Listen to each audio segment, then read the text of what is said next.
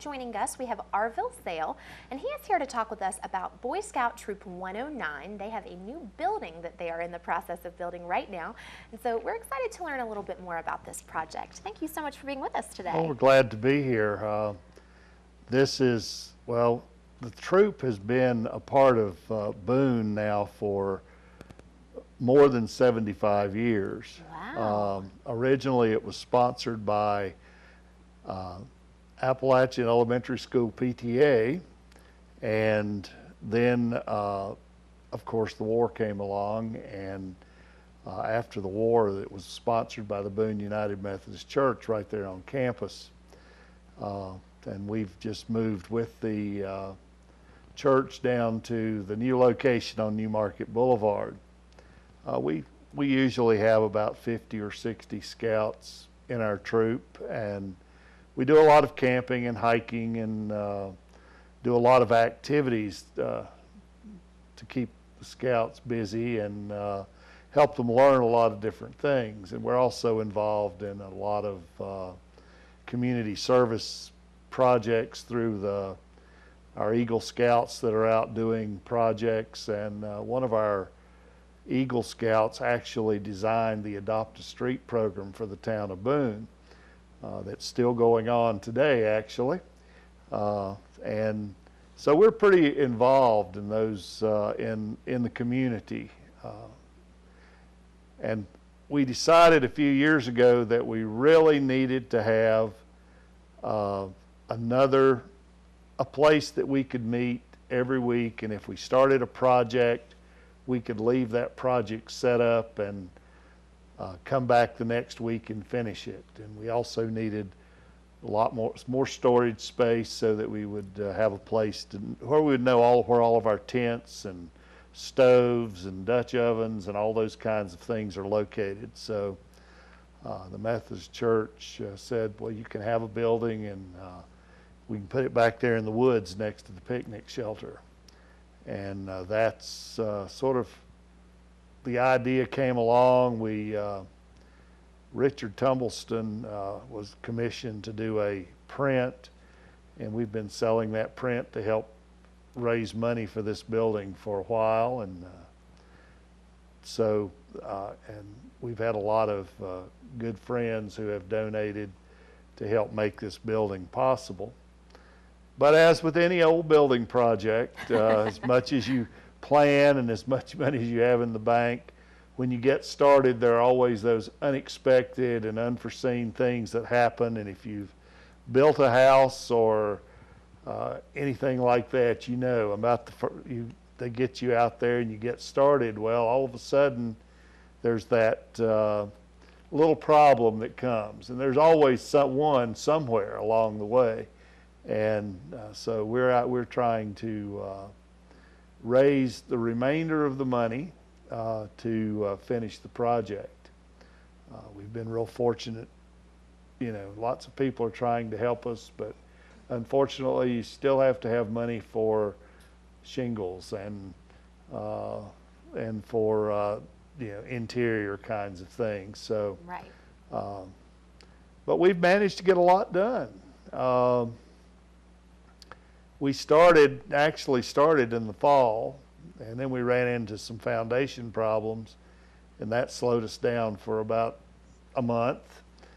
And then the weather didn't cooperate real well, and yes. But before Christmas, we were able to get the basement walls and the floor done, and last week we got the floor of the second story sheeted, and now and all of the walls have been framed.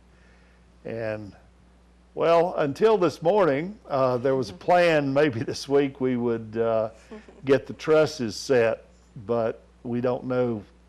I haven't heard from the folks, but I imagine with the weather the way it is, we probably aren't going to set too many trusses this week.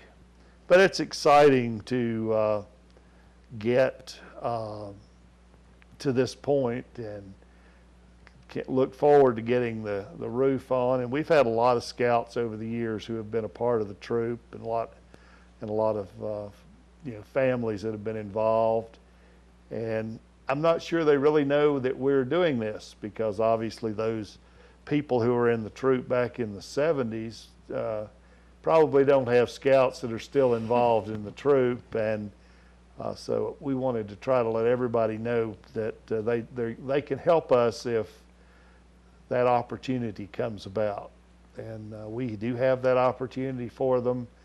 And we have a group called the Friends of Troop 109 that are kind of responsible for raising the money and those kinds of things. And it is a group of parents of boys that have been in the troop over the years, and they've done a really good job. And they have a website, and you can go in and you can see the brochure that we have at our fundraising. It has a picture of the building on the inside, and it's going to look very much like a log building. It's going to, with D-log siding and things like that, and have lots of storage in the basement area for us to keep our equipment. So we're looking forward to seeing it sort of come together as the spring progresses, and see more, have it finished, because we're kind of anxious to get into it if we can, as soon as we can. I'm sure. So how has this process been with this planning process? Has it been easy? I know you were talking about some of the different things that has happened. Is it a group of people that have done this, or is it the whole troop that's been planning this? Well, we over the years we've had a lot of parents involved. First we've had Randy Jones, the local architect, has been helping us through this long process of getting the plans drawn, making sure we're meeting all the building codes, and keeping us up to date as they change often, it seems like. And of course, Richard Tumbleston helped us with the print so that we could raise money. Wendy's has helped sponsor that fundraising thing. And so there've been a lot of different people involved. There've been just a few of us that have been around, because this process has taken, 7 years to get to this point. We had to raise money. We had to, because we're trying to pay as we go. Right. We don't want to borrow any money, so we're trying to raise the money that we need as we are moving forward. And so that's now, this is one of our outreaches. We're glad we could be with you all, and you can help us with that, to let everybody know that if they would like to help us, that there is a way they can, and that we really need their help right now. We've managed to have most of it paid for, and had we not had the unexpected foundation problems, we had enough money to get it good and dried in, and so we could have done so much of the work ourselves afterwards to finish up the inside and those kinds of things. But that little unexpected expense kind of slowed us down a little bit, and but we are progressing. That's a good thing. Fantastic. Oh yes. Yes. Now, talk with us a little bit about what this building is going to mean for you guys and how it's going to change the way you run things. Well, the building, number one, it will mean all of our equipment will be in one place. Somebody joked with me and said, well, we didn't, how are you going to use this new addition to your house? And I said, I'm not building an addition to my house. But they said, but you are, because when you get all that scout stuff out of your house, you'll be surprised how much extra room you have. And they're right, because a lot of the things are stored at my house in storage buildings and different things, because we really don't have enough room for equipment for 70 people to camp and hike and do all of those kinds of things. It also means that when we start something on a meeting night on a Tuesday night, if we're building a project and we don't finish it, and obviously most projects take longer than an hour and a half, that at the end of when that's completed, that night we can lock the doors, turn the lights out, and leave it sitting right there where we are, half completed. And then the next week when we come in, we can finish those projects. And we try to do a lot of things that, prepare the boys for a variety of things. We may be doing flint and steel fire making. We may be cooking in Dutch ovens. We may be doing lashing, pioneering kinds of projects that will help them complete requirements and things like that. But also that we often, I know that one of our projects coming up soon is we're going to spend some time building shadow boxes or stools for some woodworking kinds of things. Well, chances are we won't finish those in one night, then, which means then we have to box them up, load them up, and and store them someplace where when we have a building, we'll be able to start that project this week. And it might take us 2 or 3 weeks, but it will still be there with all the pieces, and you won't have to spend half an hour every week cleaning up and putting things away so that somebody else can use the space that we're using. It'll so in that regard, it will be more long-term kinds of projects we'll be able to do. Definitely, Very neat. yes. Well, it sounds like a really exciting project. Now, any idea when a completion date might be? We haven't set a completion date. A whole lot depends on how much of it we can get funded and how much labor we're going to have to do after we get it dried in, and because then once it's dried in, then the fun begins. You've got the electricians and the plumbers and the insulation and the walls and the floors and those kinds of things that the boys can help with that, but but you have to have the material to put on the wall and those kinds of things. Right. And we really are trying to pay as we go, right? Because we just don't want to be have a loan or a debt hanging over us. And we've been very fortunate over the years. We've had in our troop more than 200 Eagle Scouts. We've had large groups over the years, and I'm hoping that some of those folks now will know about what's going on and will want to help us complete this building so that the fun they had and the things that they learned will, we can pass that along to future generations of Scouts, because our troop is 75 years old, 76 years old actually. It started February the 6th, 1938.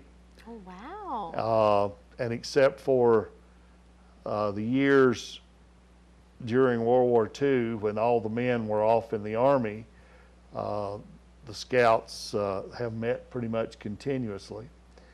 And I think up here that these groups also actually did projects for the war effort and things like that. But,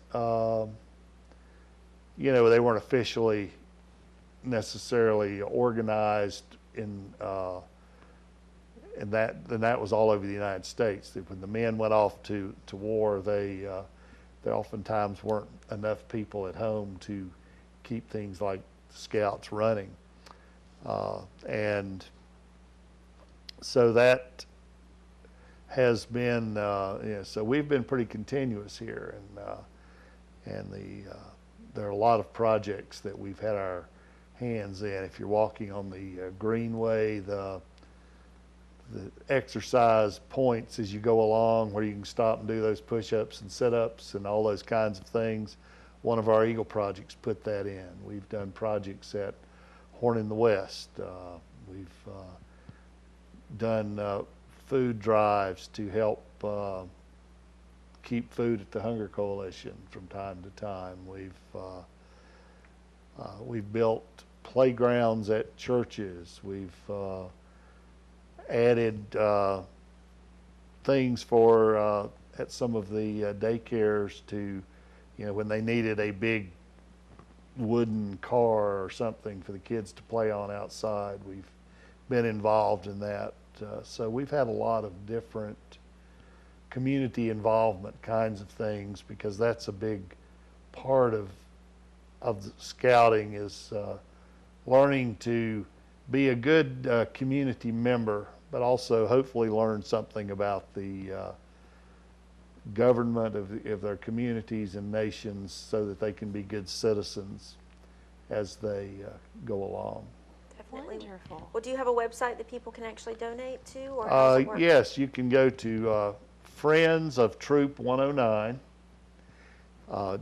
.com, or you could, and my number is 828-264-6579, or our troop website is bsat109.org, and you can contact us through that by email.